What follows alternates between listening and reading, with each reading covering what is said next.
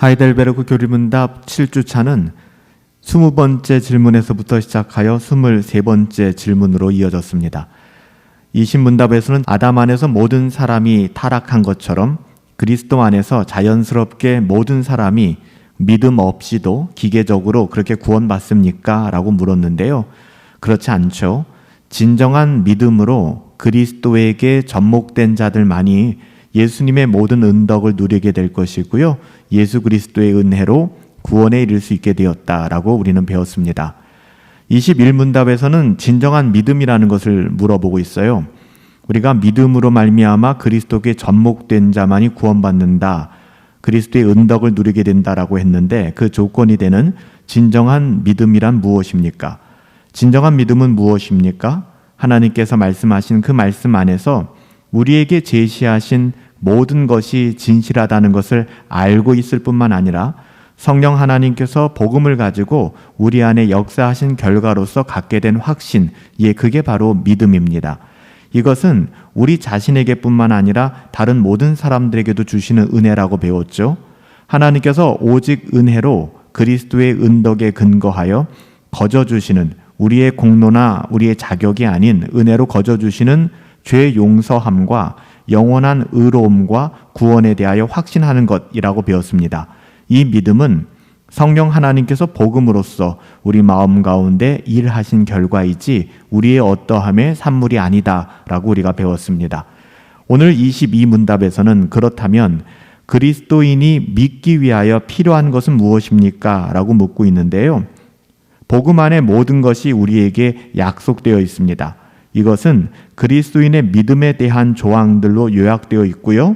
결코 의심할 수 없는 진리입니다.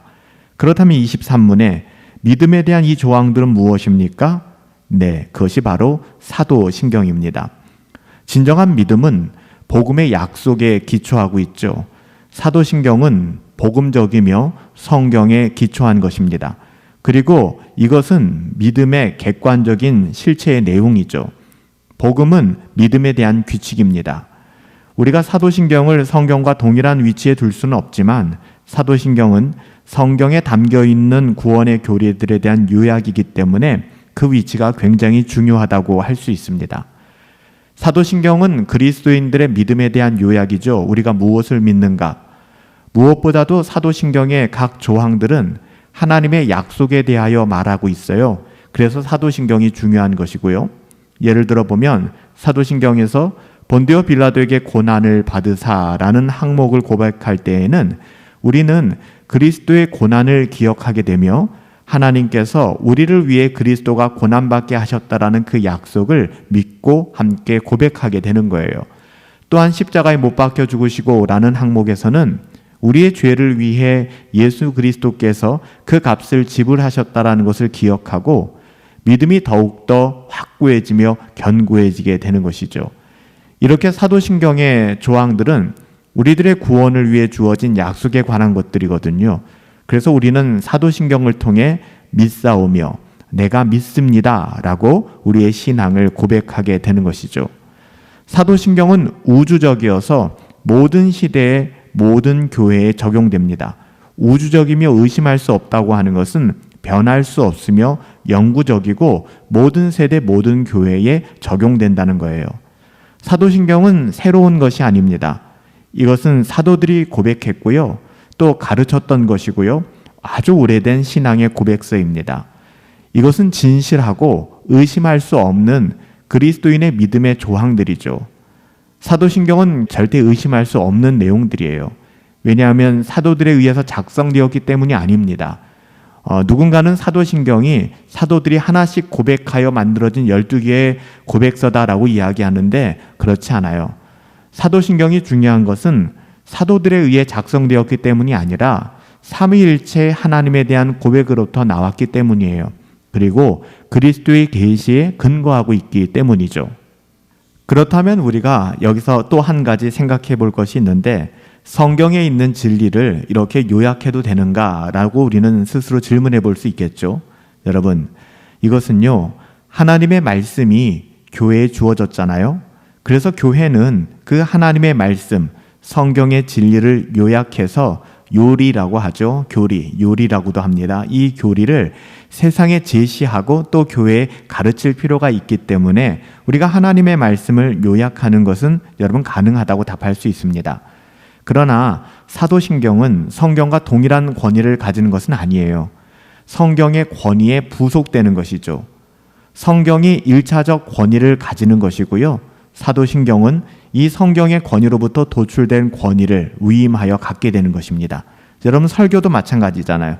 설교가 무슨 권위가 있겠습니까? 설교가 권위를 가지기 위해서는 그 설교가 하나님의 말씀을 드러내야 되는 것이며 하나님의 말씀에 기초하고 있을 때 그 설교의 권위가 세워지게 되는 것입니다. 똑같아요. 신앙 고백 역시 우리가 성경의 권위를 가지고 있다 하는 것은 성경에 기초하고 있기 때문에 우리가 그 권위를 인정할 수 있다는 것이죠. 사도신경은 믿음의 진리와 교회의 교리에 대하여 공적인 증거의 기능, 공증의 기능을 가지고 있는 것입니다. 또한 우리 모든 오고 가는 세대를 위해 진리를 보존하는 기능과 오류와 이단에 대하여 진리를 보존하는 성도, 그리고 진리를 보존할 뿐만 아니라 성도의 연합을 유지하는 기능을 동시에 가지고 있는 거예요. 따라서 사도신경에 대한 고백의 여부를 통해서 이 사람이 참된 신앙을 가지고 있는지 그렇지 않은지를 우리가 1차적으로 쉽게 분별할 수 있게 되는 것이죠.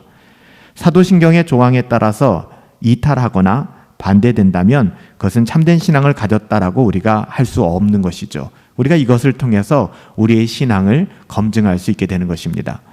사도신경은 진정한 믿음과 교회의 교리에 대해 공적인 증거 기능을 하고 있는 거예요. 또한 다가오는 세대를 위해서 진리를 보존하는 역할도 더불어 감당하게 되는 것입니다.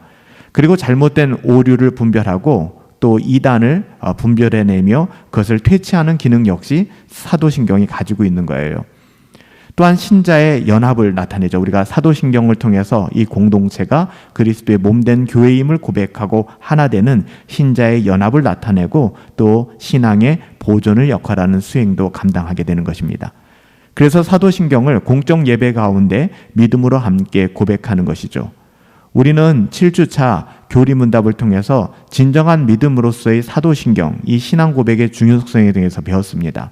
우리가 다음 주부터는 8주차 24문부터 이런 사도신경에 대하여 좀 구체적으로 나누는 시간을 가질 거예요.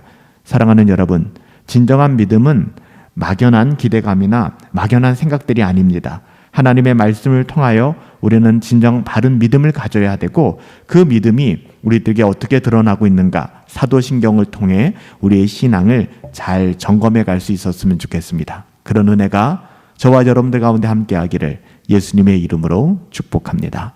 살아계신 아버지 하나님, 우리가 하나님의 자녀로서 그리스도인으로서 믿어야 할 것, 반드시 믿어야 될 그 필요한 것은 무엇입니까?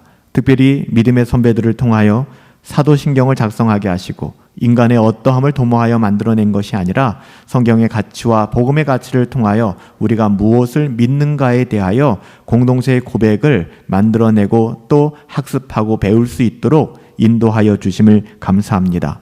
이를 통하여 공동체가 공동체의 정체성을 갖게 되는 것이고 우리의 신앙을 보존하며 또 우리의 신앙을 가르치고 전수할 수 있는 것이죠.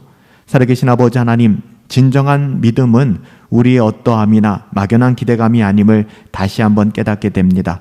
배우고 확신한 가운데 서게 하여 주시옵시고 진정한 믿음을 통하여 복음 안에 모든 것이 우리에게 약속되어 있지 않습니까? 특별히 이 사도신경 믿음의 고백들을 통하여 우리의 신앙을 견고히 세워나가게 하여 주시옵시고 바른 신앙으로 그 신앙을 전수하며 믿음의 공동체 세워나갈 수 있도록 은혜 내리어 주시옵소서. 감사하옵고 예수님의 이름으로 기도하옵나이다. 아멘. 참된 믿음의 고백이, 신앙의 고백이 우리의 신앙을 견고하게 할 것입니다. 배우고 확신한 가운데 서서 믿음을 지키며 믿음을 전하며 누리며 살아갈 수 있게 되기를 예수님의 이름으로 축복합니다.